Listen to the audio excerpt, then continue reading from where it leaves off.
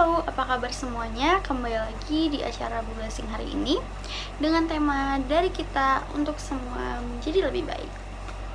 Sebelum kita mulai ibadah hari ini, mari kita satu dalam doa. Bapa di dalam surga, terima kasih atas penyertaan-Mu hari ini Tuhan.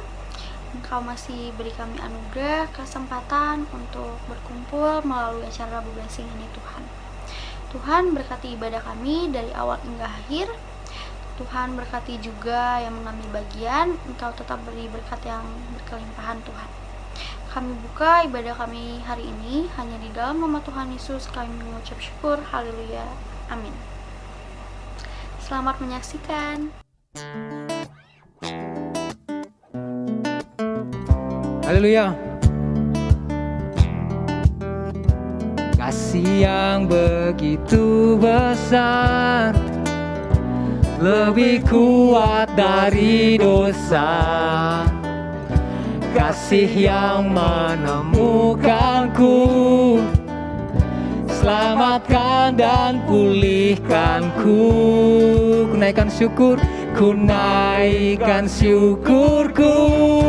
Ku tak akan berhenti memuji, meninggikan nama-Mu, selalu menari, memuliakan-Mu. Dibebaskan, dibangkitkan, hidup yang Kau beri dan kini hanya untuk-Mu.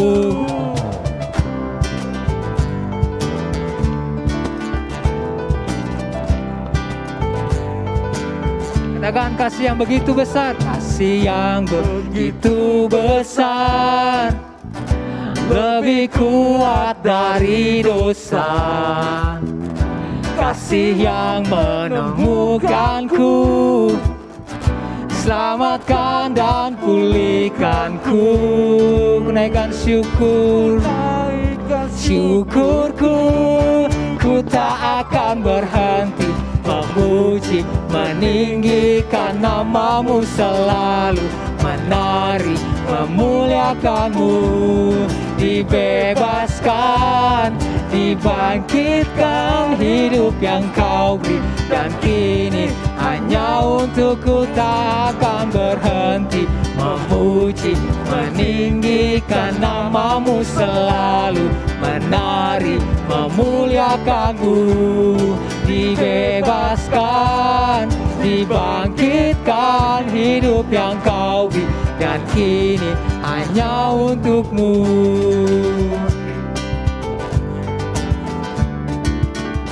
Oh, oh. Katakan ku naikkan syukur, ku naikkan syukurku. Ku naikkan syukurku. Ku tak akan berhenti memuji, meninggikan nama-Mu, selalu menari, memuliakan-Mu. Dibebaskan, dibangkitkan, hidup yang Kau beri dan kini hanya untuk-Mu. Hidup yang Kau beri dan kini hanya untuk-Mu. Hidup yang Kau beri dan kini hanya untuk-Mu.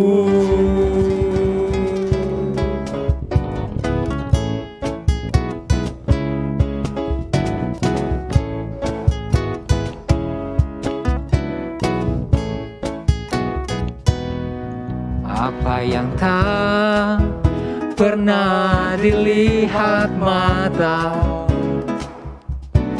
dan tak pernah didengar telinga, oh, yang tak pernah timbul di dalam hati, semua disediakannya bagi yang mengasihi Dia.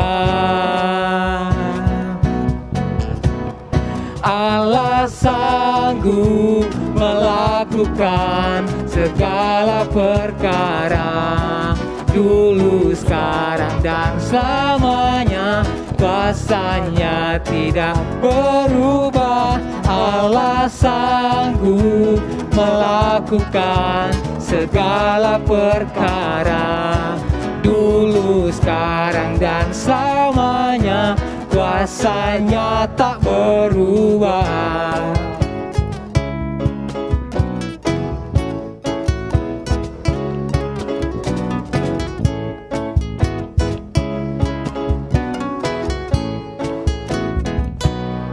Apa yang tak pernah dilihat mata, yang tak pernah didengar telinga, yang tak pernah timbul di dalam hati, semua disediakan bagi yang mengasihi Dia. Allah sanggup melakukan segala perkara, dulu, sekarang, dan selamanya, kuasanya tidak berubah. Allah sanggup melakukan segala perkara, dulu, sekarang, dan selamanya, kuasanya tak berubah. Oh, Allah sanggup melakukan segala perkara, dulu, sekarang, dan selamanya, kuasanya tidak berubah. Allah sanggup melakukan segala perkara, dulu, sekarang, dan selamanya, kuasanya tak berubah. Dulu, sekarang, dan selamanya, dulu, sekarang, dan selamanya, dulu, sekarang, dan selamanya, kuasanya tak berubah.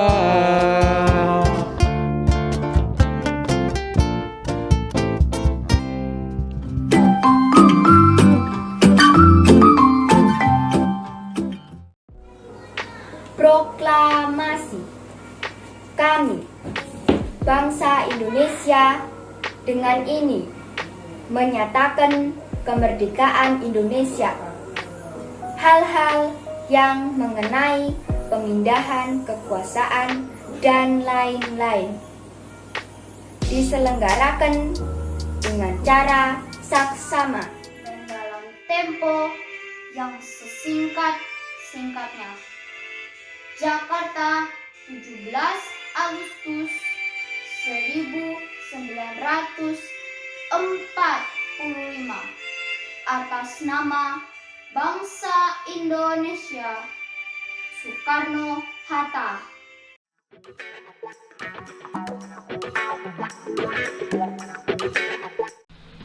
Dengarkan dan perhatikan, dan janganlah tiap-tiap orang hanya memperhatikan kepentingannya sendiri, tetapi kepentingan orang lain juga. Filipi 2 ayat 4. Pernahkah kalian mendengar bisnis es batu impor? Ternyata masyarakat Jakarta yang waktu itu masih disebut dengan Batavia pernah mengimpor es batu dari Amerika Serikat sekitar waktu tahun 1800-an. Air beku itu menjadi primadona orang-orang kaya di masa itu. Es batu yang sederhana menjadi barang-barang mewah pada masa lampau. Pemerintah Hindia Belanda menggunakan es batu untuk pelengkap minuman keras, pesta-pesta yang mereka adakan. Kurang lengkap rasanya bila tidak ada es batu. Bahkan mereka menggunakan es batu sebagai obat sari awan bagi tentara Belanda. Manfaat es batu yang bisa kita dapat sampai saat ini adalah menghilangkan kerutan pada pakaian, mengurangi rasa sakit cedera, menyegarkan mata, mencegah timbulnya jerawat, dan mempertahankan kesegaran ikan laut. Dan masih banyak lagi. Ternyata barang yang sederhana memiliki banyak manfaat ya guys. Bagaimana dengan hidup kita saat ini? Sudahkah bermanfaat bagi orang lain? Rasul Paulus pernah berkata, janganlah tiap-tiap orang memperhatikan kepentingan sendiri, tetapi kepentingan orang lain juga. Ia berpesan kepada jemaat Filipi agar tidak hidupnya hanya untuk mereka sendiri saja, tetapi hidup mengasihi orang dan yang menerima atau membenci mereka. Gaya hidup yang berdampak sudah lebih dulu diperlihatkan oleh Tuhan kita Yesus Kristus. Ia tidak mementingkan diri sendiri ketika ada di bumi. Menjadi manusia, Tuhan Yesus selalu bertindak atas dasar balas kasih, bahkan rela mati bagi semua orang yang mengasihi maupun yang membencinya. Jika kita mengaku sebagai pengikut Kristus, kita pun harus mengikuti jejaknya dalam melakukan kebaikan agar berdampak bagi banyak orang. Kita juga harus keluar dari zona nyaman, lakukan kebaikan-kebaikan kecil yang mungkin belum pernah kita lakukan. Saudara yang kita lupakan terdampak di pandemi COVID-19 ini, selama hampir setahun ini, dengarkan dan perhatikan orang-orang yang menjadi kebutuhan mereka. Tuhan hadir di dalam orang-orang yang kita temui. Ketika kita menolong mereka, kita sebenarnya sedang melakukan kebaikan untuk Tuhan. Amin.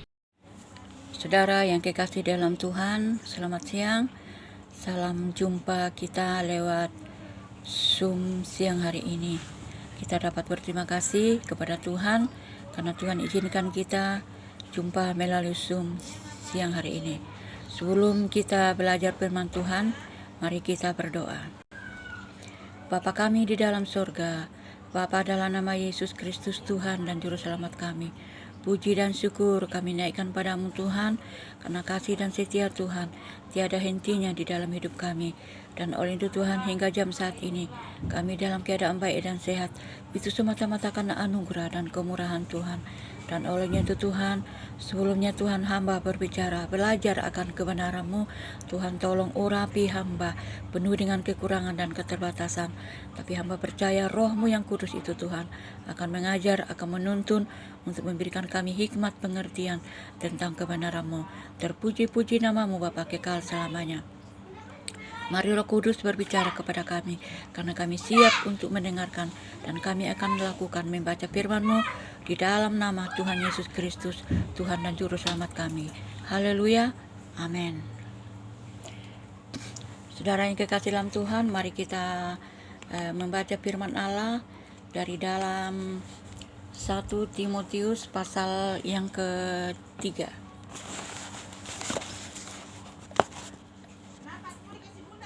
1 Timotius pasal yang ketiga, bunyinya firman Allah, ayatnya yang ke-16.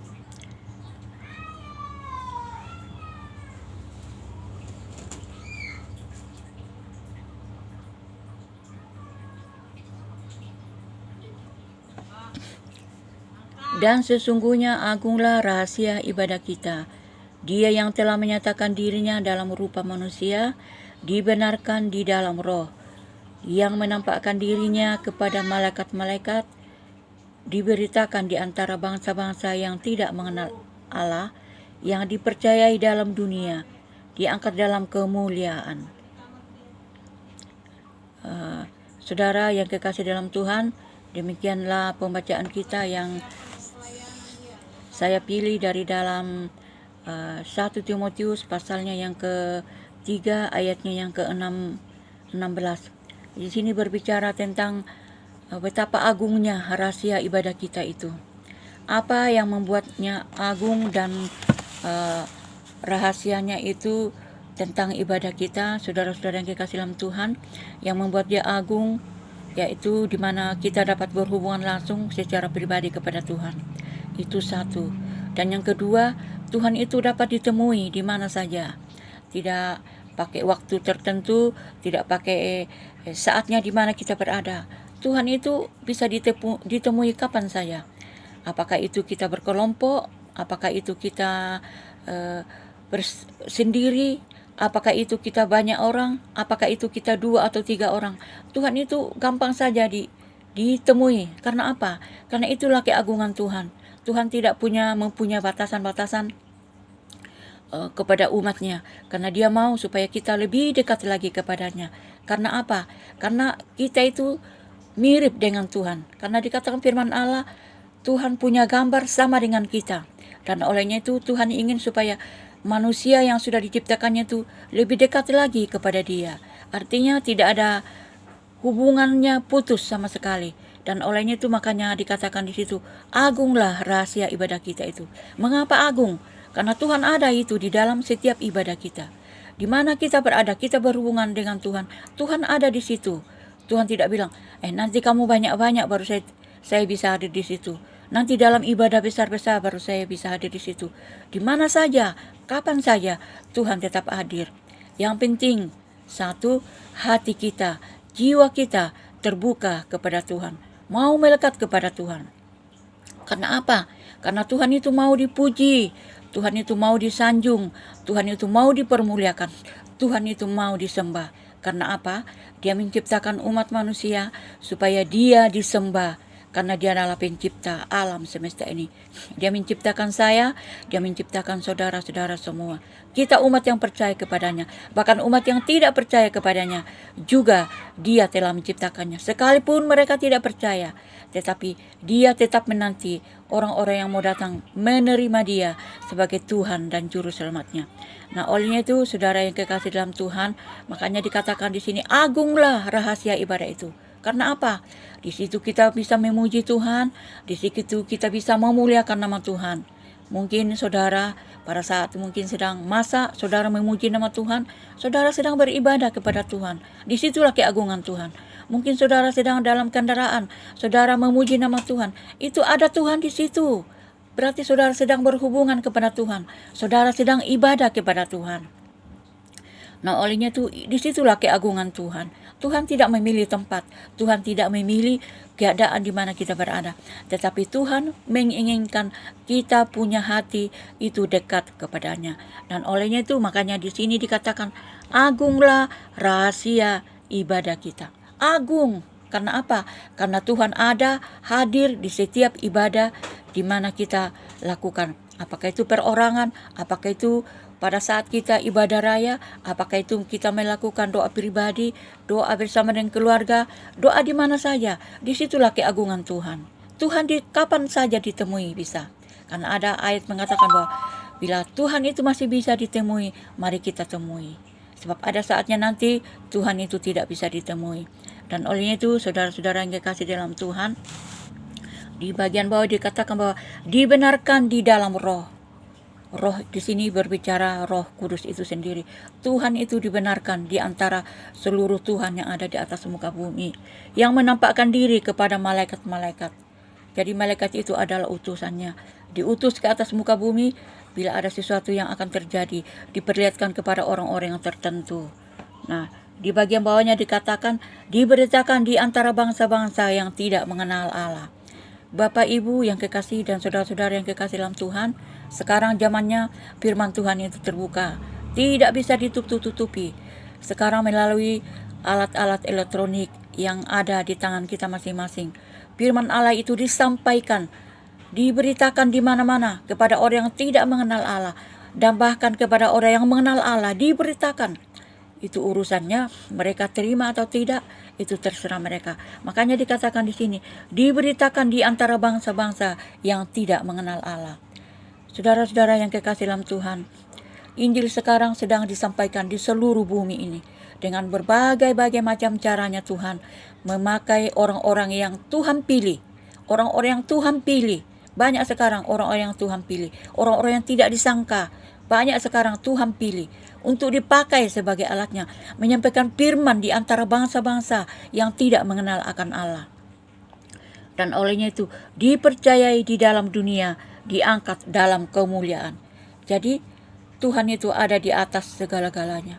Dia adalah satu-satunya Tuhan yang berkuasa, berdaulat atas hidup manusia. Dan olehnya itu Bapak Ibu yang kekasih dalam Tuhan, diangkat di dalam kemuliaan. Kemuliaan, apa artinya Bapak Ibu yang kekasih dalam Tuhan? Artinya dia sudah mengalami proses penganiayaan. Setelah itu dia mati, dia bangkit, dia naik ke atas untuk menyediakan tempat bagi saya dan saudara. Yaitu dia diangkat dalam kemuliaan yang kekal. Kemuliaan yang bukan kemuliaan yang sementara, tetapi kemuliaan yang kekal yang Tuhan siapkan kepada setiap orang yang percaya kepadanya. Saudara yang kekasih dalam Tuhan, mari kita buka lagi di dalam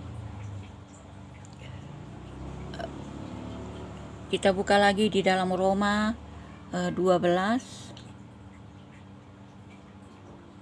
ayatnya yang ke-1.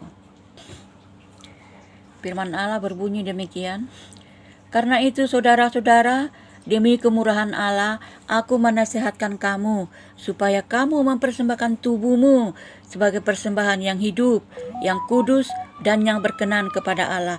Itu adalah ibadahmu yang sejati." Nah, saudara yang kekasih dalam Tuhan, ibadah yang sejati. Ibadah yang sejati itu yang bagaimana sih? Apakah kita mesti membawa sesuatu yang besar-besar kepada Tuhan? Tuhan tidak meminta itu. Yang Tuhan minta itu tubuh kita. Makanya di sini dikatakan, persembahkanlah hidupmu sebagai persembahan yang kudus, yang berkenan kepada Allah. Mengapa kudus? Karena kita masih hidup. Ada napas di dalam kehidupan kita. Ada rohnya Tuhan ditaruh dalam roh kita. Dan oleh itu makanya dibilang di sini, persembahkanlah itu. Itu adalah ibadahmu yang sejati. Artinya hidup kita yang masih hidup ini berkenan kepada Allah. Itu adalah ibadah kita yang sejati. Kalau hidup kita sudah tidak ada napas, kita mempersembahkan kepada Tuhan, saya rasa itu tidak ada. Tidak mungkin lagi ya. Orang yang sudah mati itu tidak mungkin mau memuliakan nama Tuhan. Orang yang sudah mati ya habis. Mati sudah ditanam, dia jadi tanah, menjadi debu kembali. Makanya di sini Paulus mengatakan bahwa persembahkanlah hidupmu itu kepada Allah sebagai persembahan yang hidup, kudus, dan yang berkenan kepada Allah. Artinya kudus karena masih ada napas kita di dalamnya ini. Kita mau memuliakan Dia, kita mau meninggikan Dia, kita mau bersorak untuk Dia, karena Dia adalah Tuhan pencipta langit dan bumi ini, bahkan menciptakan saya dan saudara-saudara semua. Dan oleh itu, saudara-saudara yang kekasih dalam Tuhan, mari kita senantiasa membawa diri kita kepada Tuhan. Sebagaimana yang saya sampaikan tadi, di mana saja tempatnya, apakah itu kita berjalan kaki, apakah itu kita naik kendaraan, apakah itu kita duduk, dan lain-lain sebagainya, hubungan kita kepada Tuhan itu tetap ada. Artinya itu adalah satu ibadah. Makanya dikatakan di dalam Timotius tadi, agunglah rahasia ibadah itu. Mengapa dia agung? Karena kita ada Tuhan di situ. Ada Tuhan yang kita puji, ada Tuhan yang kita muliakan lewat ibadah itu. Kita bersekutu dengan Tuhan, kita tahu bahwa ada Tuhan yang kita sembah, yang kita mau dekati. Tuhan pemilik hidup kita, Tuhan pemilik jiwa roh tubuh kita. Makanya tidak ada sesuatu yang kita mau kasih kepada Tuhan selain hidup kita jika kita masih ada di bumi ini. Selain napas kita, selagi kita masih ada di dunia ini. Kita bernapas, kita mau memuliakan Tuhan. Kita bernapas, kita percaya kepada Tuhan. Satu-satunya Sang Juru Selamat yang ada di muka bumi ini. Saudara yang kekasih dalam Tuhan, itu adalah ibadahmu yang sejati. Ibadah yang sejati. Tuhan tidak meminta persembahan-persembahan yang lain. Tuhan tidak meminta apa-apa daripada kita. Tapi yang Dia minta paling utama, yaitu tubuh kita berikan kepada Tuhan. Karena apa? Karena Dia yang empunya tubuh itu. Dia yang empunya jiwa dan roh itu. Dan olehnya itu, kita mau memuliakan Dia. Kita mau persembahkan hidup kita ke dalam tangan Tuhan. Pada saat kita sedang menyanyi, mungkin kita memuliakan nama Tuhan. Itu saudara sedang memuliakan nama Tuhan. Saudara sedang ibadah secara pribadi kepada Tuhan. Jangan kita bilang, oh nanti kalau kita ibadah, kita mau kumpul-kumpul banyak-banyak orang beribadah. Ya, itu bukan demikian. Ibadah itu banyak caranya Tuhan minta kepada Tuhan, kepada kita. Saudara yang kekasih dalam Tuhan, saudara kita yang beragama Muslim ya, mereka itu pelihara ternak. Misalnya kucing dia piara banyak-banyak. Dia bilang, kenapa piara begitu? Itu ibadah bilang. Coba lihat, piara kucing banyak-banyak tapi dikatakan itu ibadah. Nah, bedakan dengan kita. Kita ibadah, kita hubungan kepada Tuhan. Apa hubungannya Tuhan dengan kucing? Kucing ya kita piara, bukan ibadah. Ibadah berarti kita ada hubungan sama Tuhan. Beda. Nah, olehnya itu, saudara-saudara yang kekasih dalam Tuhan, mari kita senantiasa menyerahkan hidup kita dalam tangan Tuhan. Kapanpun, dimanapun waktunya. Tidak memandang waktu, tidak memandang keadaan, tidak memandang situasi. Yang Tuhan inginkan kita itu, hati kita melekat kepada Dia. Tubuh, jiwa, roh kita berserah kepada Dia. Saudara yang kekasih dalam Tuhan, ayatnya yang terakhir, mari kita buka di dalam Kolose. Kolose 3. Ayat 17. Dan segala sesuatu yang kamu lakukan dengan perkataan atau perbuatan, lakukanlah semuanya itu dalam nama Tuhan Yesus sambil mengucap syukur oleh Dia kepada Allah Bapa kita. Nah, saudara-saudara yang kekasih dalam Tuhan, apa yang kita lakukan semasih ada napas di dalam hidup kita ini. Di sini dikatakan segala sesuatu yang kamu kerjakan atau lakukanlah semuanya itu di dalam nama Tuhan Yesus sambil mengucap syukur oleh Dia kepada Allah Bapa kita. Jadi apa yang kita lakukan semasih kita hidup di dunia ini, kita lakukan itu atas nama Tuhan. Atas nama Tuhan, tidak atas nama diri kita, tidak atas nama siapa-siapa, tidak atas nama petinggi-petinggi, tetapi atas nama Tuhan Yesus Kristus. Kita sambil mengucap syukur menantikan kedatangan Tuhan untuk kali yang kedua, mengangkat kita pada saat kedatangannya kali yang kedua. Kita siap semua sebagai mempelai-mempelainya Tuhan. Olehnya itu, saudara-saudara yang kekasih dalam Tuhan, mungkin demikianlah ini singkat kita siang hari ini. Kiranya Tuhan memberkati kita semua. Mari kita senantiasa mendekatkan diri kita kepada Tuhan. Ibadah kita jangan putuskan. Ibadah pribadi, hubungan pribadi kita kepada Tuhan. Hubungan pribadi itu adalah ibadah kita kepada Tuhan.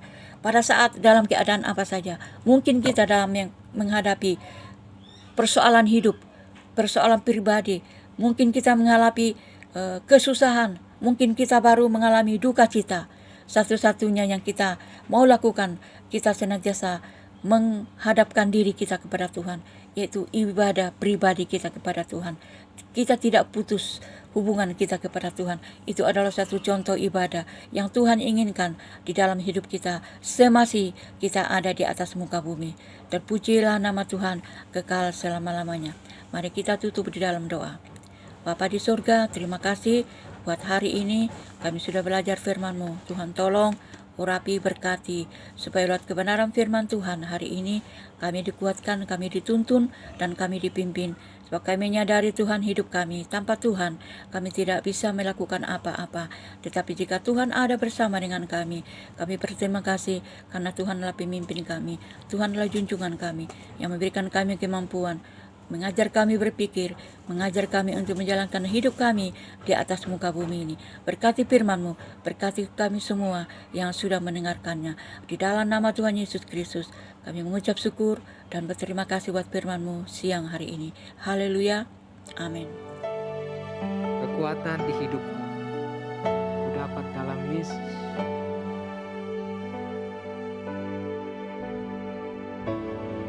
Haleluya. Kekuatan di hidupku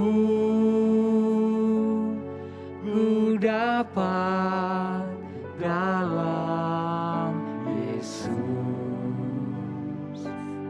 Dia tak pernah tinggalkanku,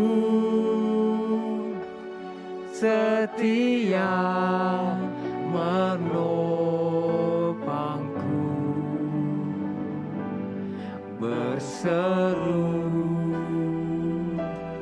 berharap dalam Yesus.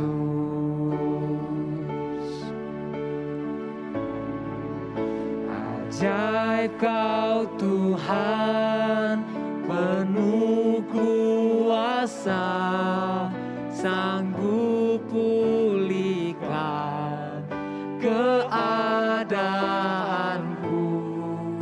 Dalam tangan-Mu seluruh hidupku tak akan goyah selamanya.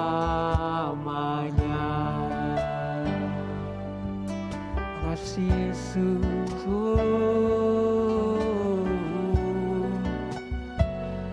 katakan kekuatan di hidupku. Kekuatan di hidupku ku dapat dalam Yesus. Dia tak pernah tinggalkanku,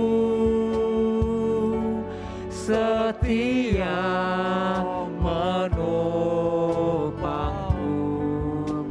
seru berharap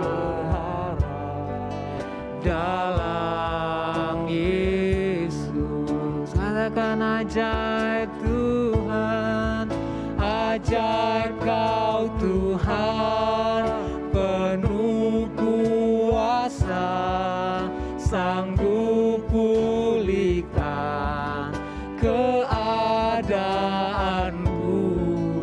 Dalam tangan-Mu seluruh hidupku tak akan goyah selamanya. Ajaib Kau Tuhan, Tuhan penuh kuasa, sanggup pulihkan keadaanku. Dalam tangan-Mu seluruh hidupku tak akan goyah selamanya.